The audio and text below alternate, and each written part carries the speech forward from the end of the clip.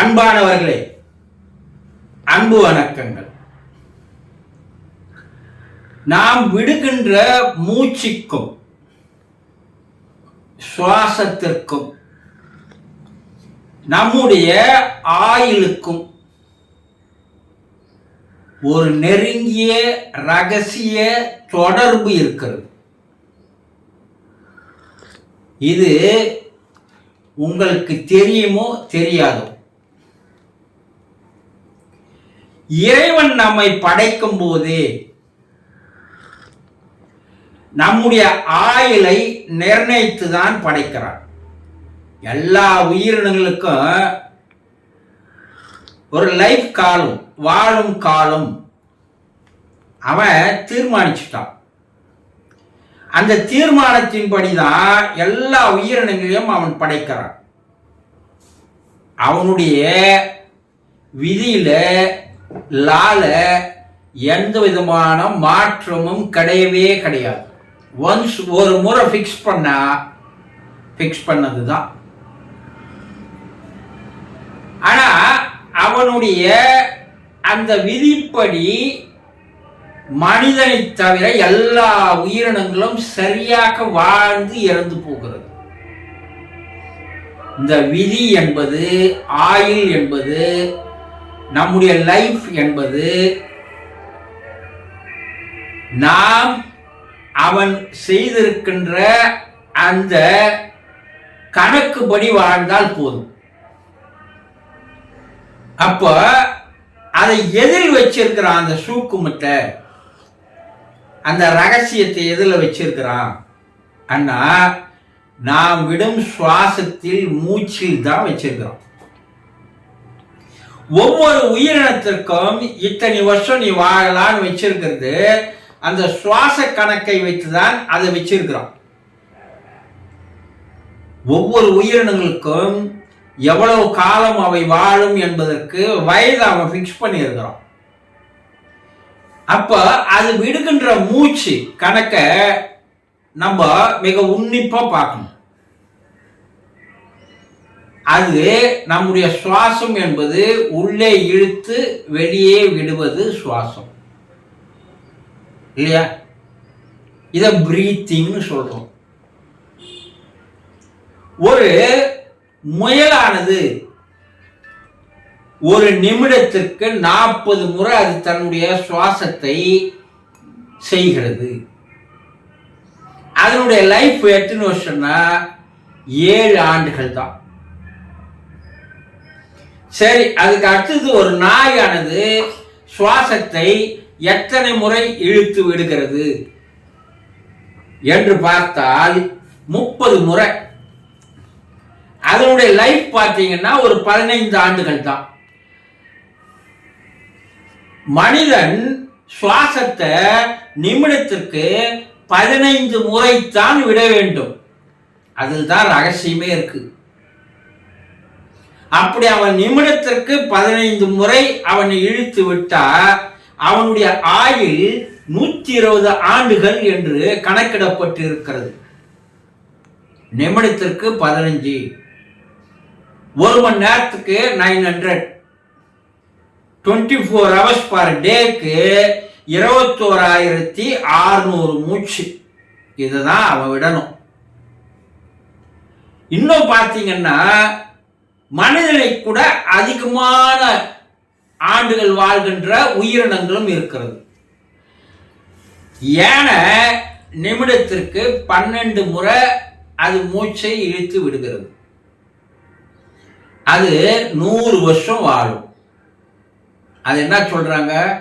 யானை இருந்தாலும் யானை இறந்தாலும் சொல்றாங்கல்ல 100 ஆண்டுகள் தசம், அதாவது 100ன்றது அது வாழக்கூடிய வயது. சரி, பாம்பு, தேரை, தவளை, ஆமை இவெல்லாம் பார்த்தீங்கன்னா 200 ஆண்டுகளுக்கு மேல் வாழ்கிறது. இது உண்மையா நீங்க சொல்றது? இன்றைய அறிவியல் அதை நிரூபித்து இருக்கிறது.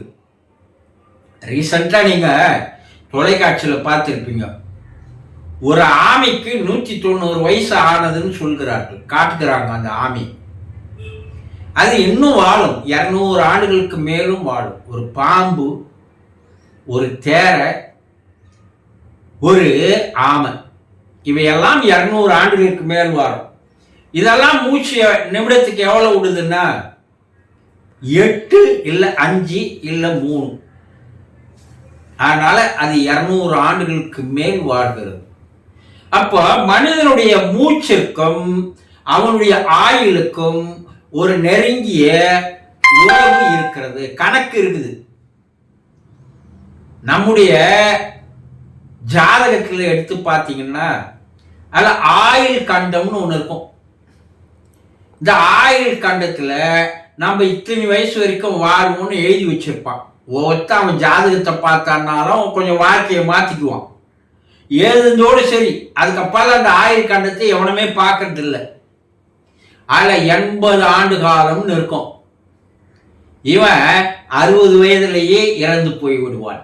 அப்ப அந்த ஜாதகம் எழுதின அந்த ஜோசிக்காரர், ஜாதகக்காரர் தவறு செய்திருக்கிறாரா? ஆயுள் ரேகையை பார்த்து, கையில ரேகையை பார்த்து நின்று இருப்பாங்கல்ல, அந்த ஆயுள் ரேகையை பார்த்து நீ 70 வயசுக்கு மேல வாழலாம், 80 வயசுக்கு மேல வாழலாம், உன் ஆயுள் ரேகை அவ்வளவு நீட்டா இருக்கு. ஆனா அவன் 50 வயசுல இறப்பான். இவையெல்லாம் எழுதப்பட்டது. ஆனா அந்த எழுதப்பட்டதை மாற்றி அமைக்கக்கூடிய ஆற்றல் மனிதனுக்கு உண்டு. இததான் விதியை மதியால் வெல்லலாம் சொன்னாங்க. நம்ம சாதாரண எவ்வளவு மூச்சை இழுத்து ஒரு நிமிடத்திற்குன்னா 30 இழுத்து விடுகிறோம். அப்ப 120 ஆண்டுகள் வாழ வேண்டியவன் என்ன ஆயிடலாம், 60 ஆண்டுகளிலேயே இறந்து போகிறான். இவனுடைய சுவாச கணக்கப்படிதான் அவனுடைய வாழ்க்கை நிர்ணயிக்கப்படுகிறது என்பது நிறைய பேர் தெரிஞ்சுக்கிறது இல்லை. இந்த சுவாசம் என்பது நீங்க நடக்கும்போது ஒரு வேகம், ஓடும்போது ஒரு வேகம், சண்டை போடும்போது ஒரு வேகம், கோபப்படும் போது ஒரு வேகம், காமத்தில் இருக்கும்போது உச்ச வேகம், இப்படி மாறி மாறி மாறி ஓடுகிறது. ஒரு நாள்ல எத்தனை முறை கோபப்படுறீங்க? அப்ப அடுத்த நாள் சுவாச கணக்கே என்ன பண்ணிடுறீங்க, இழுத்து விட்டு விடுகிறீர்கள். இன்னைக்கு செலவு பண்ண வேண்டிய தொகை இவ்வளவுதான். ஆனா நீங்க என்ன பண்றீங்க, இதையே அதிகமா செலவு பண்ணிருக்கிறீங்க, வரவு கூட மிஞ்சி செலவு ஆகுது. இந்த செலவோடு மறுபடியும் அடுத்த நாள் கணக்கில் இருக்கிற காசு வாங்கி செலவு பண்றீங்க. இப்படித்தான் அந்த சுவாசம் எப்படி இருக்க வேண்டும் கணக்கு தெரியணும். இந்த கணக்கை தான் சித்தர்கள் எல்லாம் கணித்து பார்த்து, இதெல்லாம் ஆராய்ச்சி செய்து பார்த்து ஒரே 4 வரியில இந்த சுவாச ரகசியமும் ஆயுள் ரகசியத்தையும் இணைச்சி ஒரு பாட்டுல பாடியிருக்கிறாங்க. ஏற்றி இறக்கி இருகாலும் பூரிக்கும் காற்றை கணக்கறிவாளர் இல்லை. எப்பா உன்னுடைய சுவாசம் உள்ள போறது வெளியே வர்றது, ஏற்றி இறக்கி இருகாலம்னா 2 துவாரத்துக்கு கால்னு வைக்கிறாங்க. 2 துவாரத்துல உள்ள போற காத்து வெளியே வர காத்து, அது எவ்வளவு கணக்குல உள்ள போனோம், எவ்வளவு கணக்குல வெளியே வரணும்ன்ற அந்த கணக்கு தெரிஞ்சுக்கிறவ இல்லை. காற்றை அறிந்த கணக்காளருக்கு அது தெரிஞ்சுக்கணவங்க கூற்றை உதைக்கும் குறி அதுவாமே.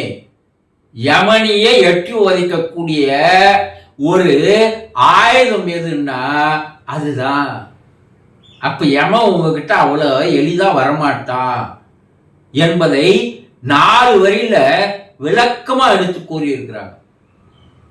சரி, நம்ம ஏன் இந்த 30 சுவாசம் வென்றோம்னா உணர்ச்சிகளுக்கு அதிகமாக அடிமையாகிறோம். நாளுக்கு நாள் இந்த உணர்ச்சிகள் அதிகமாகிறது. கோப உணர்ச்சி, காம உணர்ச்சி, சண்டை போடுறது, பொறாமை, பொற்சிருப்பு, விரோதம், பகை, இதுக்கெல்லாம் என்ன காரணம் புரியுது? இதுக்கும் மூச்சுக்கு காரணம் இருக்குதுன்னா நெருங்கிய தொடர்பு உண்டு. உங்களுடைய சுவாசம் அதிகமா ஓடுது இதுலெல்லாம். அப்போ ஒரு நாளுக்கு சுவாசிக்க வேண்டிய காற்றை நீங்க என்ன பண்றீங்க, அரை நாள்ல அதை செலவு பண்ணிடுறீங்க. அரை நாள் அடுத்த நாள் கணக்கில் வருது. இப்படி அடுத்த நாள் கணக்கில் வாங்கி வாங்கி உங்களுடைய ஆயுள் கொஞ்சம் கொஞ்சமா குறைச்சிட்டே வந்து கடைசியில குறிப்பிட்ட ஆண்டுகள் வாழ முடியாம இறந்து போகிறோம். நம்ம நுரையீரல் பாருங்க, வலது இடது என்று 2 பை கொண்டது. வலது பெருசு, இடது சின்னது. இதுக்குள்ள போக வேண்டிய காற்றினுடைய அளவு பார்த்தீங்கன்னா விஞ்ஞானம் என்ன சொல்றதுன்னா 6000 மில்லி அளவு காற்று கொள்ளளவு கொண்டது நம்முடைய லங்ஸ். ஆனா அதில் நம்ம எவ்வளவுதான் ஃபில்லப் பண்றோம்னா 500 மில்லி கூட ஃபில்லப் பண்றது இல்லை. ஏன்னா அந்த நுரையீரல் சுருங்கி போயிருக்கு. அவ்வளவுதான் காற்று உள்ள போகுது. அப்போ உடம்புக்கு தேவையான ஆக்சிஜன் போல, பிராணன் போல, சக்தி போல. அப்ப அந்த நுரையீரல் யார் சுருங்கி போச்சுன்னா, அந்த காலத்துல போர் வீரர்களுக்கு எப்படி இருக்கும்னா மாறு விரிந்து இடுப்பு குறுகி காணப்படும். எவ்வளவுக்கு எவ்வளவு மாறு விரிந்து இருக்கிறதோ அந்த அளவுக்கு அவனுடைய நுரையீரல் பேக் விரிந்து காணப்படும். அதுல இருக்கின்ற காற்று அறைகள் இருக்குது பாருங்க, அது எல்லா காற்று அறைகளிலும் உள்ள போய் அந்த காற்று ரொம்பும் போது 6000 மில்லி காற்று உள்ள ரொம்புது. அப்போ சுவாசம் என்ன ஆகுதுன்னா குறைக்கப்படுகிறது, வேகம் குறைக்கப்படுகிறது, கொள்ளளவு கம்மியாகுது. அதனால என்ன ஆகுதுன்னா சுவாசம் அதிகமாகுது. ஆக நீங்கள் விடுகின்ற மூச்சுக்கும் உங்களுடைய ஆயுளுக்கும் ஆரோக்கியத்திற்கும் ஒரு நெருங்கிய உறவு தொடர்பு இருக்கிறது. அப்போ இந்த சுவாசத்தை எப்படி சரியாக மெயின்டைன் பண்ணணும் என்பதை கற்றுக்கொண்டீர்களேனால் நீங்கள் ஆரோக்கியத்தோடு வாழலாம், ஆயுள் நீடித்து வாழலாம். இதையெல்லாம் சித்தர்கள் பல்லாயிரம் ஆண்டுகளுக்கு முன்னாடியே மருத்துவம் கண்டுபிடிப்பதை எல்லாம் முன்னாடியே கண்டுபிடித்து விலாவரியாக கூறி சென்றிருக்கிறார்கள் என்பதை இப்பதான் கொஞ்சம் புத்தியில ஏற்றிங்க. தெரிகிறதா? சந்தோஷம்.